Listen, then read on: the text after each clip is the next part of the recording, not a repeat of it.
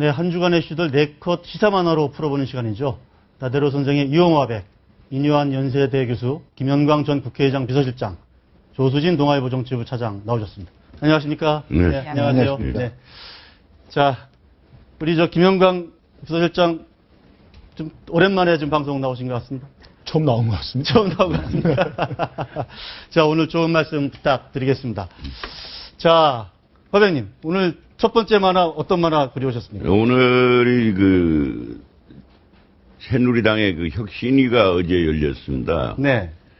김문수 위원장이 아주 회심의 혁신을 이루는 여러 가지 문호동 무임금, 출판 기념회 금지 등등을 내놨는데, 의원들의 의견이 아주 싸늘하다 못해 폭발적으로 반대를 했습니다. 자기네들이 기득권 살리기겠죠. 네. 뭐냐면, 출판 기념회 왜 못하나.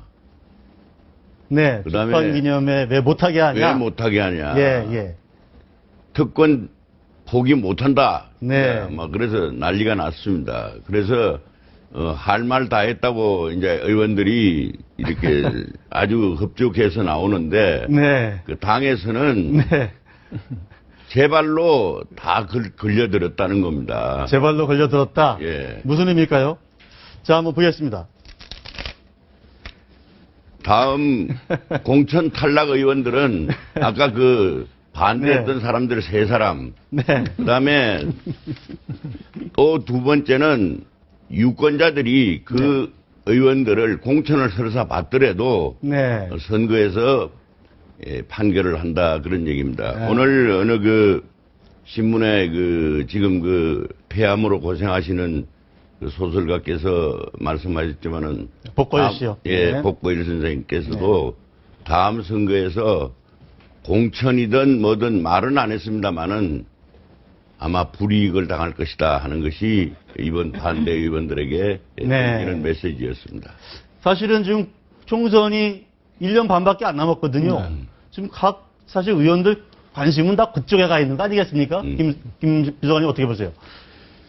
저는 어제 의원총회의 분위기가 네. 잘못 전달된 측면이 있는 것 같습니다. 네. 혁신이라고 하면은 가죽을 벗겨서 전혀 새로운 모습으로 변화하겠다는 것인데 네. 어제 내놓은 안에는 혁신이라기보다는 자잘한 개선안들인데 예, 특권 내려놓기 개선안들. 문제를 제기한 의원님들 말씀은 혁신이라고 하면 혁신다운 안들을 내놔야지 무슨 액세서리 같이 조그만 것들을 이렇게 네. 내놓느냐. 네. 그런 말씀도 있었던 것 같고요. 네. 거기에는 지금 새누리당이 갖고 있는 네. 현안들이 지금 산적해 있는데 네. 이렇게 비본질적인 이야기들, 출판 기념회라든지 의원 세비 문제라든지 예. 혁신적이지도 않은 안을 가지고 내놓으면서 네. 중요한 현안들을 다루지 못하고 있다. 이런 좀 반성이 좀 있는 걸로 보입니다. 그러니까 좀 본질적인 보수 혁신의 방향을 제시하지 않고 약간 특권 내려놓기 무슨 약간 포퓰리즘 쪽으로 가고 있다는 것 아니냐. 그런 불만이 예, 그런 게 이제 현역 의원들의 아마 비판일 텐데, 자, 관련해서, 우리 홍준표 경남도지사가 네. 또 아주 신랄하게 좀 비판한 게 있습니다. 한번 들어보고 계속 말씀 나눠보시죠. 우리 김문수 위원장님이 무슨 목표를 설정하는데 조금 미스가 있었다. 특히 국회의원들을 폄하하고 비하하고 그렇게 하는 것은 또 다른 포퓰리즘. 일용직 노무자처럼 일당 개념으로 그건 째째한 논리입니다. 그건 옛날에 우리 김문수 위원장이 노동자 할 때 생각이고 필요 없이 자극하고 당 지도부하고 각 세우는 일은 해서는 안 됩니다. 김무성 대표하고 잘 지내고 그냥 김무성 대표 신기를 건드리는 말 하지 말고 2006년도에도 사무총장이 총대를 메고 전국을 돌면서 반대를 했어요. 대전에서는 공청회 하다가 혁신위원장하고 사무총장하고 육두 문제로 싸우기도 했어요. 그 당시에 반대한 사무총장이 김무성입니다. 김무성 대표가 이번에는 반대 못할 것이다. 자신이 임명한 분들이기 때문에 저는 뭐 자문하는 거니까 그냥 제 생각이 그렇다는 거예요. 네. 홍준표 경남지사가 그 보수혁신위의 회의에 참석을 해서 바로 김문수 위원장 옆에서 지금 김문수 위원장의 혁신안을 지금 네. 혁신에 대해 돌직구를 날리지 않았습니까? 역시 홍준표 경남도지사만이 할 수 있는 그런 발언 같습니다. 바로 옆자리에 앉은 사람한테 그거 정말 잘못됐다. 예전에 그 노동운동 할 때나 그건 가능한데 네. 뭐 이러면서 비판하는 것. 네. 근데 이제 홍준표 경남도지사가 이제 발끈하는 부분이 바로 무노동 무임금 네. 이 단어 때문인 것 같은데요. 네. 지금 일하지 않는 국회의원들이 세비를 꼬박꼬박 받아가는 것에 대해서 국민들이 굉장히 반감이 컸고 네. 이러려면 국회를 해산해야 된다. 네. 이런 그 논의가 굉장히 이루어지지 않았습니까? 네. 그래서 이 홍준표 그 경남도지사가 조금 뭐라 그럴까 너무 이 서로의 대선 후보 경쟁을 놓고 네. 좀 각을 세우다 보니까 네. 좀 이 민심을 제대로 못 읽는 그런 발언을 하는 거 아닌가 그런 생각도 좀 듭니다. 저 김무성 대표 같은 경우는 일단은 그 보수혁신위 안에 좀 무한한 신뢰를 보내겠다 이렇게 지금 일단 지원하고 있는 입장인 거죠, 김무성 그렇습니다. 대표는. 바로 이제 네. 그 발언이 홍준표 경남도지사가 김문수 위원장의 안에 대해서 비판한 뒤에 바로 나왔거든요. 네. 그러니까 김문수 위원장과 보수혁신위원들에게 무한의 신뢰를 보낸다. 네. 그러면서도 약간 수정할 수 있다는 여지는 남겨놨습니다. 네. 뭐라고 했냐면요.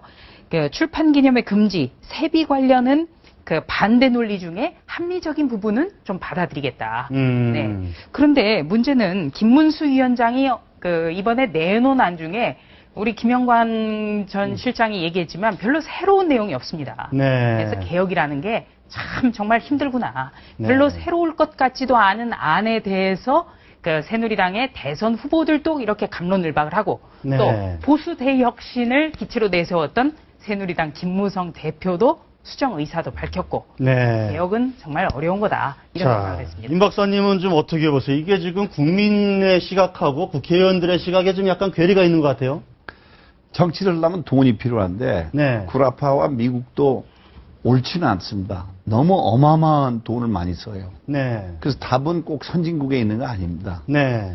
문제는 합법적으로 이 돈을 원래 많이 가지고 있지 않는 사람이 양성화한다랄까요? 돈을 그 정치하기 위해서 좀 만들어야 되는데 이걸 좀 투명하게 해야 됩니다. 네. 지금 문제가 이 출판 기념회도 제가 보기에는 하나의 좀 이상한 방법으로 돈을 모을 수 있는 거 아니겠습니까? 그렇죠. 네. 지금 국민들이 네. 그 국회의원의 특권에 대해서는 이런 두 가지 관점에서 좀 불만을 가지고 있고 특혜를 내려놓으라고 그러는 거예요. 첫째는 우리나라 국회의원들 300명이 차관급 처우를 받습니다. 급여와 대우에서 수당들이나 이런 것들에서. 그러니까 연봉이 한 1억 3천만 원 정도 되고요. 네. 그 국회의원을 보좌하기 위한 전문 스태프가 7명입니다. 네. 인턴 대학생까지 하면 한 9명 정도를 이제 쓸 수가 있고 여러 가지 이제 지원들이 많이 있는데 첫째 그 국회에 들어온 30대 젊은 국회의원들 뭐 어떤 전문성도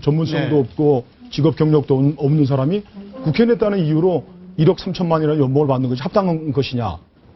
우리 봉급생활자의 절반 이상이 200만 원 이하의 급여를 받는다고 생각할 때 1억 3천만 원이라는 연봉은 굉장히 큰 것이죠. 네. 두 번째로는 저는 뭐 그게 과다하게 우리의 경제 수준, 세계 7위의 무역국가고 뭐 11위권의 경제한 나라에서 한 1억 3천 주고 그 정도 스텝을 주는 것은 적합하다고 생각합니다. 그러나 우리 국민이 문제를 제기하는 것은 당신들이 그 밥값을 제대로 하고 있느냐라는 문제 제기가 이루어지고 있는 것입니다. 그래서 저는 출판 기념의 문제는 뭐 논의의 여지가 없다고 생각합니다. 우리가 정부에서 국회의원들 300명에게 차관급의 대우를 해주고 있는데 1억 3천만 원 연봉을 주고 9명의 스태프를 다 풀로 네. 지원해주고 하는 이 마당에 국회의원들의 출판 기념회 많이 가보셨죠, 임 교수님? 예. 가면 봉투에다 넣지 않습니까? 거기 저 동네에 이제 있는 지역구의 보통 사람도 10만 원은 넣습니다.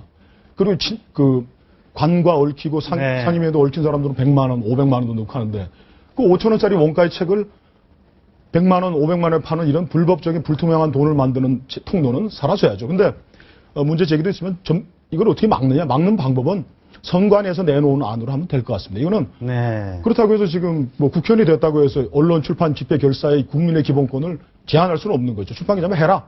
그러나 책은 현장에서 출판사에서 와서 원가대로 팔고 그걸 어디 뒤에서 뭐 100부, 200부씩 사주는 이런 거의 방식으로 하는 거는 정치자금법으로 처리하면 하라고 그래도 안 할 겁니다. 지역 주민들 데리고 와서 3,000명 서울에 모셔와가지고 10,000원짜리 책 3,000권 팔면 3,000만 원인데 원가도 안 나오거든요. 그러니까 이거는 의원들도 내려놓는데 이제는 그걸 가지고 논란할 수가 없을 것 같아요. 제가 걱정하는 거는 우리 병원에서 보면은요. 네. 연구 강사, 이제 수련이 마치고 연구 강사 시절에 월급이 작고 스태프로 남으려면은 가난한 집 아이들, 똑똑한 아이들이 병원에 남지를 못합니다. 국회도 마찬가지일 겁니다. 원래 많이 가진 사람은 편하게 자기 돈 써가면서 어느 정도 그 차액을 메꾸고 그러는데 이 출판 기념회는 없애는 거 좋아요. 뭐 다 그 잘못된 거 알죠. 그러나 다른 방법으로 국회의원이 투명하게 뭐랄까요, 어떤 룰을 지키면서 돈을, 그러니까 원래 돈이 많지 않은 국회의원들도 많을 겁니다. 여당이 됐든 야당이 됐든 그런 제도 개선을 같이 해야 됩니다. 예, 네. 그런데 지금 국회의원들의 돈 문제입니다. 출판 기념회. 어제 어떤 의원은 노골적으로 돈 많은 사람들만 정치하라는 거냐, 출판 기념회 하지 말라니까. 네. 그 얘기는 뭐냐면 방금 우리 김 실장님 말씀하신 데나 우리 임 박사님 말씀하신 거나 전부 그런 논리입니다. 그러면 저도 개인적으로 만화의 책 출판 기념을 네. 해봤습니다만은 네. 그 뒷구멍으로 몇십 권, 몇백 권 팔았다고 하는 거는 그 성관이가 아니라 성관이 할배가 와도 못 잡습니다. 그러니까 출판 기념회를 하면 그 상황을 하지 못하게 하는 대신에 적정한 금액을 줘가지고 입법 활동이나 무언가를 할 수 있는 법적 받침이 있는 것이 좋겠다는 그런. 아예 현실화하는 쪽으로 좀 가는 게 낫지. 그거 뭐 못하게 해봐야 그럼 더 음성화될 수 있다. 뭐 이런 지적이실 텐데. 그 돈의 문제인데 우리 국회의원들은 후원회가 있어가지고 매년 1억 5천만 원짜리 걸을 수가 있고 선거가 있는 데는 2배도 거둘 수가 있습니다. 근데 이렇게 궁색하게 출판기념회라는 이런 방식을 통해 가지고 다시 또 지금 의원들 중에 그 정치자금법으로 수색당하고 한 분들 중에 어디 집에 집 장롱 속에 은행 대여금고 속에 있던 돈들 가운데 해명할 때 하는 얘기가 단골로 하는 게 있어요. 출판 기념에서 들어온 돈이다. 그러니까 영수증도 없이 꼬리도 없이 현금을 해가지고 하는 이런 거는 이제 그만해야죠. 그렇죠. 언제까지 그걸 해야 돼요? 알겠습니다. 자, 그런데 지금 홍준표 아까 경남지사가 지금 바로 옆에 김문수 위원장을 옆에 두고 돌직구를 날리고 또 김무성 대표를 향해서도 뭐라고 좀 얘기를 했는데 그 세 명이 다 그 15대 국회 동기죠, 조차장. 예. 15대 국회 때 이른바 그러니까 YS 개혁공천이다. 네. 그때 이제 한참 그 신한국당에서 어떤 개혁 공천을 걸고 그 집권 추동력을 뒷받침하기 위한 그런 공천이 필요했거든요. 그때 김영삼 전 대통령이 야심차게 영입했던 세 사람이 바로 이제 김무성 대표 그리고 홍준표 경남도지사 그리고 김문수 전 경기도지사였습니다.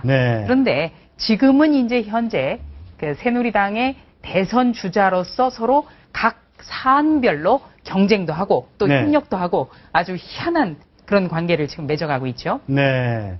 자, 우리 협력도 하고 경쟁도 하고 하는데 그 세 분 중에는 타이밍이나 신문 기사 크게 나는 거는 홍준표 지사만큼 따라갈 사람이 없습니다. 왜 그러냐면 얼마 전에 무상급식도 절대절명의 타이밍에서 선을 쳐가지고 홍준표 작품으로 되어 있습니다. 그렇습니다. 어제도 이쪽 저쪽을 치면서 자기만 싹 빠지는 그런 상황입니다. 그게 뭐냐면은 그 순발력에는 역시 그 모래시계 검사가 돼서 그런지 아주 그 보통 그 빠지는 솜씨가 대단해요. 문호동 무임금 문제에 대해서 뭐 국회의원들이 일일 노동자냐 이렇게 일가를 했는데 그건 어떻게 보세요? 그거는 저도 전에 만화를 그렸는데 그 문호동 무임금으로 해서 그랬지만은 그 이제 파업 근로자들을 얘기를 한 걸 그렸더니 국회의원들은 눈도 깜짝 안 해요.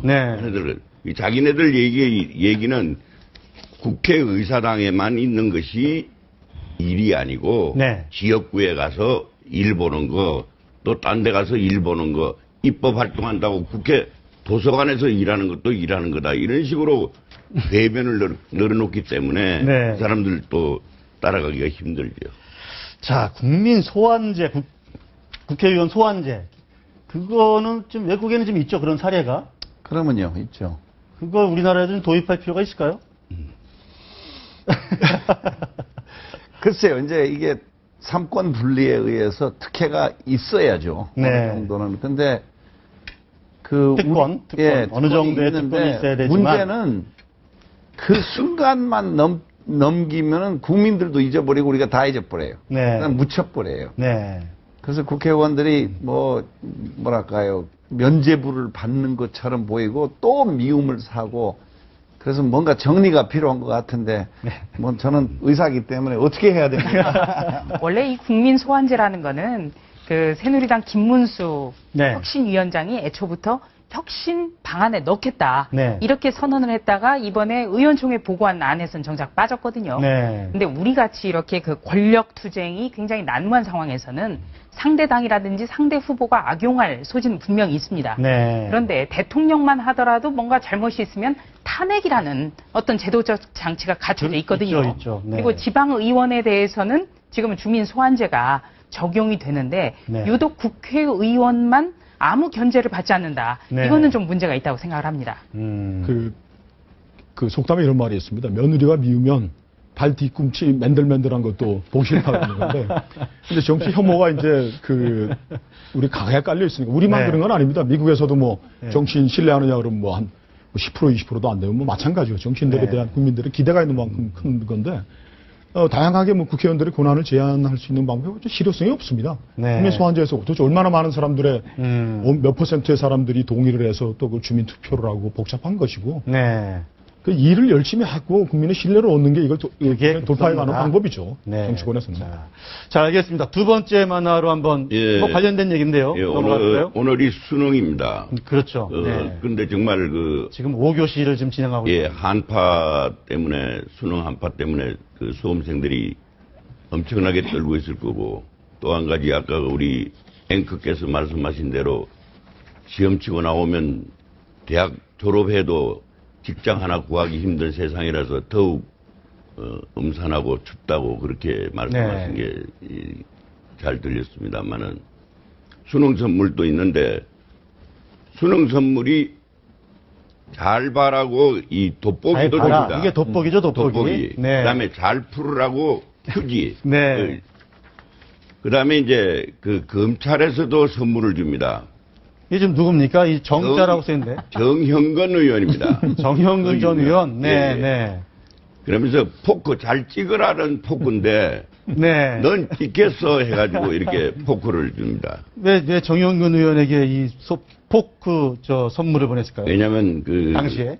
명예훼손 등등 엄청나게 그 혐의가 많았는데 네. 이 정영건 의원은 참 아까 홍준표 지사님처럼 그 엄청나게 여기도 그 빼돌입니다. 2000년 2월에는 검찰이 정영건 의원이 집에 있는 걸 알고 체포하러 갔습니다. 네. 그러니까 집을 배를 누르니까 정영건 의원이 나왔어요. 검찰에서 여럿이 와가지고 당신 잡으러 왔어 그러니까 아 그러냐고 잠깐만 기다리라고 옷을 내가 갈아입고 와야 될 거 아니냐고 집에 들어가 문 다 잠그고는 거기에 하순봉 사무총장한테 하고 다 그래가지고 10분 후에 한나라당에서 의원들이 대거로 몰려와가지고 네. 잡지도 못하고 야당 선거운동 시켜준다고 해가지고 검찰이 욕만 실컷 얻어먹었습니다. 그래서 그 해 2000년 4월에 남북 정상회담을 발표했는데도 불구하고 여당이 참패를 했습니다. 이 사건이 바로 그 두 달, 그 직전에 벌어졌던 요거는, 요거 때문에 그렇게 된 건 아니겠지만 요걸로 네. 2월, 예. 그 다음 해 2월. 네. 예. 그래서 정영근 의원은 유유히 잡히지도 않고 집에서 문 잠궈놓고 책상 밀어놓고 이래가지고 전화 걸고. 정영근 의원 하면 네. 이제 검사 출신인데요. 네. 김대중 정부 때 가장 검찰과 악연을 이어갔던 게 바로 정영근 의원입니다. 네. 왜냐면은 뭐 한나라당 부산 집회에서 김대중 당시 대통령을 향해서 네. 빨치산 출신이다. 아. 네, 이런 발언을 했기 때문에 정말 많은 명예훼손 사건이 있었거든요. 네. 그래서 무려 23차례나 검찰이 소환을 그 요청을 화면에 했는데도 지금 전혀 계란 그러지 않았죠. 세례를 맞는 모습까지 지금 나오고 있네요. 네. 이게 이제 이 질문지에 보니까 이제 국회의원의 불체포 특권에 대해서 이제 네. 뭐 의견을 했는데 사실 그 불체포 특권도 많이 지금 개선이 되고 있습니다. 아시다시피 국회는 246 이렇게 이제 짝수달에 임시국회를 열고 9월부터는 정기국회를 연말까지 열고. 정기국회를 네. 석 달 동안 하는데 그 전에는 그 비는 홀수 달에 네. 그 잡아가니까 그렇죠. 그때는 뭐 불체포 특권이 없기 때문에 방탄국회를 그때 여는 거죠. 방탄국회를 열고 네. 그랬는데 최근 지난 뭐 한 1년 저 19대 전반기에서는 그렇게 집요하게 뭐 방탄국회를 한 그런 방탄국회는 사실상 사라졌습니다. 방탄국회에다가 이제 난리가 나죠, 이제. 그렇죠. 네. 지금은 뭐 그 정도 돼 있고 또 이런 관점을 한번 생각해 봐야 될 것 같습니다. 저희가 국회에서 그 체포동의안 처리했던 우리 저 경험. 네. 정두원 의원은 무죄로 결국 대법원에서 나왔거든요. 네. 그리고 그 형사소송법의 가장 기본 원칙은 불구속 수사하고 네. 기소하고 재판받아서 하면 되는 것인데 굳이 또 불체포 특권을 내서 안 나가는 그 의원들도 문제지만은 그 방탄국회는 좀 많이 사라져가고 있고 우리 국민들도 저 얄밉다 그러기보다는 불구속 수사해서 재판받는 게 그 원칙인 것입니다. 그러니까 불체포 특권도 뭐 내려놓으라 그러면 내려놔야죠. 그렇다고 지금 뭐 국회의원들이 그 불체포해서 피해 간다고 검찰의 수사망을 피해 갈 수가 있습니까? 검찰이 이렇게 녹록하지도 않고. 네. 이것도 뭐 버리라 그러면 버려야죠. 뭐 특권도 아닙니다. 특권도 아니다. 그러나 불체포 특권 뭐 여러 차례 뭐 혐의가 주로 좀 명백해 보이는데도 의원들이 되게 이제 내 문제가 될 수도 있기 때문에 되게 거기에 이제 찬성표를 잘 못 던지는 거 그렇죠. 아니겠습니까? 뭐 그런 점들이 지금 작용을 하고 있는 것 아닌가 이런 생각도 바로 듭니다. 이제 2달여 전에 그 검찰이 입법 로비 수사를 하는 과정에서 야당 의원 3명이 연루가 되지 않았습니까?